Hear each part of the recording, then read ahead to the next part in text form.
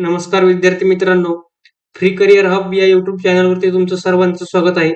बघा, EMRS भरती 2025 म्हणजे एकलव्य मॉडेल निवासी शाळांमध्ये 7,267 पदांसाठी ही भरती होणार आहे. बघा, 7,267 पद आहेत. एकलव्य मॉडेल निवासी शाळांमध्ये 7,267 पदांसाठी भरती निघालेली आहे. मित्रांनो, सेंट्रल गव्हर्नमेंटची जी वॅकन्सी आहेत त्याची संपूर्ण माहिती बघा, संपूर्ण माहिती या व्हिडिओमध्ये देण्यात आलेली आहे. कुठल्या पदासाठी कुठली तुमची क्वालिफिकेशन लागत आहे, एज काय आहे, सर्व या व्हिडिओमध्ये तुम्हाला माहिती मिळणार आहे. त्यासाठी व्हिडिओ तुम्ही शेवटपर्यंत बघायचा आहे. चला तर मग बघूयात. पद क्रमांक 1 तुमचं प्राचार्य. प्राचार्याचं जे पद आहे तुमचं, त्यासाठी तुम्हाला एकूण जागा आहेत 225 जागा प्राचार्य या पदासाठी निघालेल्या आहेत. प्राचार्य या पदासाठी तुम्हाला पात्रता बघा, पदव्युत्तर पदवी, त्यानंतर बीएड किंवा एमएड आणि 9 ते 12 वर्ष अनुभव बघा. 9 ते 12 वर्षाचा तुम्हाला अनुभव पाहिजे.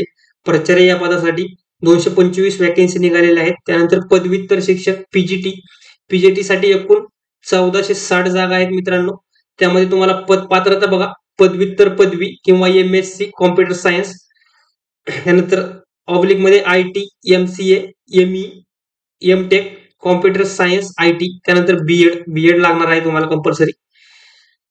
बघा, पदव्युत्तर शिक्षक पीजीटी साठी 1460 अशा एक चांगल्या वॅकन्सी आहेत. त्यासाठी तुम्हाला पदव्युत्तर पदवी बीएड लागणार आहे. त्यानंतर पद क्रमांक 3 बघूयात. प्रशिक्षित पदवीधर शिक्षक TGT.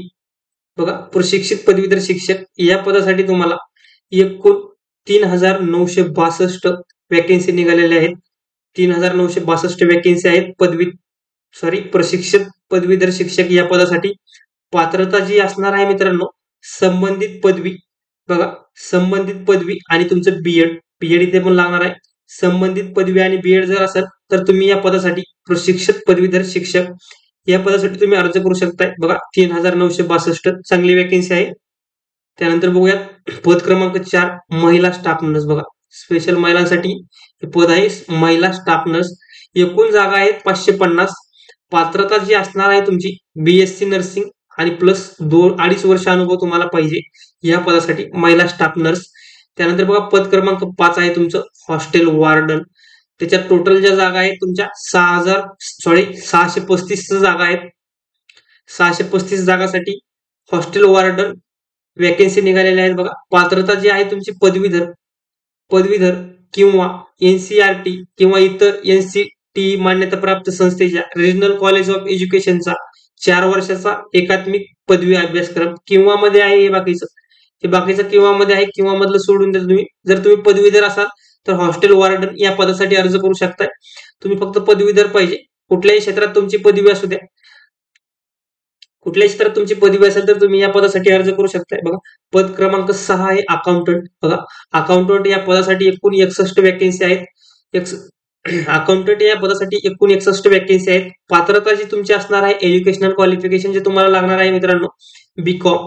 तुम्ही जर बीकॉम पूर्ण केलेलं असेल तर तुम्ही अकाउंटंट या पदासाठी अर्ज करू शकताय. त्यानंतर बघा, पदाचे नाव, पद क्रमांक आहे 7.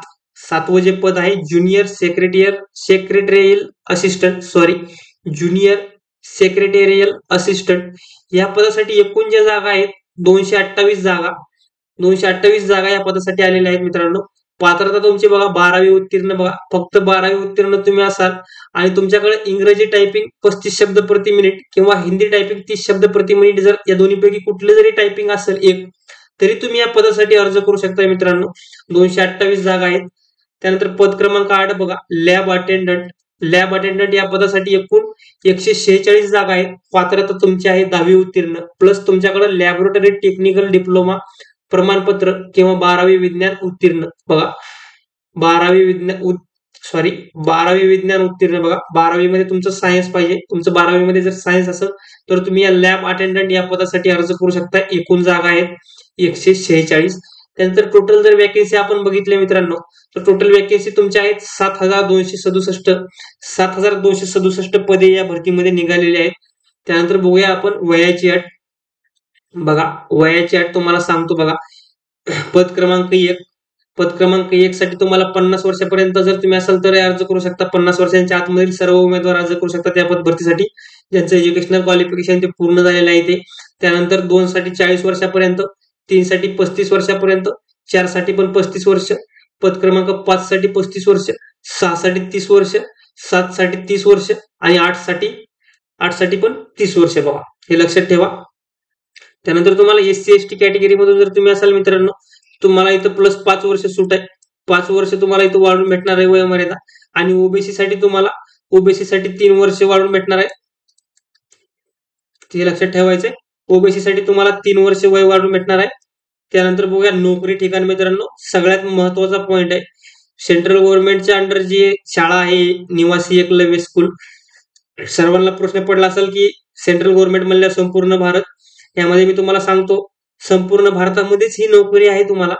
परंतु बघा आपल्या महाराष्ट्र राज्यामध्ये या शाळेच्या 40 संस्था किंवा शाळा आहेत बघा. ही जी संस्था आहे मोठी एकलव्य निवासी स्कूल EMRS, याच्या ज्या 40 संस्था किंवा शाळा म्हणा ह्या आपल्या महाराष्ट्रामध्ये आहेत. म्हणजे तुम्ही महाराष्ट्रामध्ये जॉब करू शकता. या पदभरतीला अर्ज जर तुम्ही केला, या पदभरतीमध्ये तुम्ही जॉईन झालात, तर तुम्ही महाराष्ट्रामध्ये 40 संस्था आहेत, त्या 40 संस्थांमध्ये तुम्ही जॉब करू शकता, नोकरी करू शकता मित्रांनो. तुमची फीस जी असणार आहे बघा, SC/ST PWD आणि महिला उमेदवार यांच्यासाठी फक्त 500 रुपये फीस ठेवलेली आहे त्यांनी. SC/ST PWD आणि महिला उमेदवारांसाठी 500 रुपये फीस आहे. पद क्रमांक 1 बघा, जनरल ओबीसी साठी 2500 रुपये फीस आहे, 2500. त्यानंतर 2 आणि 3 जनरल आणि ओबीसी साठी 2000 रुपये फीस आहे. त्यानंतर 4 आणि 8 जनरल आणि ओबीसी साठी 1000 रुपये फीस आहे. या प्रकारे फीस आहे मित्रांनो. अर्ज बघा, तुमचा अर्ज फक्त ऑनलाईन पद्धतीने तुम्हाला करायचा आहे. कुठलाही ऑफलाईन अर्ज ते स्वीकारणार नाही असं त्यांच्या नोटिफिकेशन मध्ये दिलेलं आहे. याचं संपूर्ण जे नोटिफिकेशन आहे आपल्या टेलिग्राम चॅनलवरती दिलेलं आहे. टेलिग्राम चॅनलची जी लिंक आहे आपल्या या व्हिडिओच्या डिस्क्रिप्शन बॉक्स आणि कमेंट बॉक्स मध्ये दिलेली आहे. तिथे जाऊन तुम्ही जे संपूर्ण नोटिफिकेशन पाहू शकता बघा. महत्वाच्या तारखा बघा मित्रांनो, ऑनलाईन अर्ज करण्याची शेवटची तारीख जी असणार आहे 23 ऑक्टोबर 2025 ही तारीख लक्षात ठेवा. या तारखेच्या अगोदर तुम्हाला अर्ज करायचा आहे. 23 ऑक्टोबर 2025. परीक्षा बघा नंतर कळवण्यात येणार आहे. परीक्षा जी आहे तुमची, यांची जी वेबसाईट आहे, यांची नोटिफिकेशन मध्ये वेबसाईट दिलेली आहे, किंवा डायरेक्ट तुम्ही EMRS जरी गुगलला जाऊन सर्च केलं तर यांची वेबसाईट मिळून जाईल तुम्हाला. त्यांच्या वेबसाईटवरती तुम्हाला परीक्षेची तारीख हे देणार आहेत बघा मित्रांनो. अशा प्रकारे या पदभरतीची संपूर्ण माहिती मी तुम्हाला या व्हिडिओमध्ये दिलेली आहे. व्हिडिओ कसा वाटला सांगा, व्हिडिओला लाईक करा, चॅनलला सबस्क्राईब करा. धन्यवाद.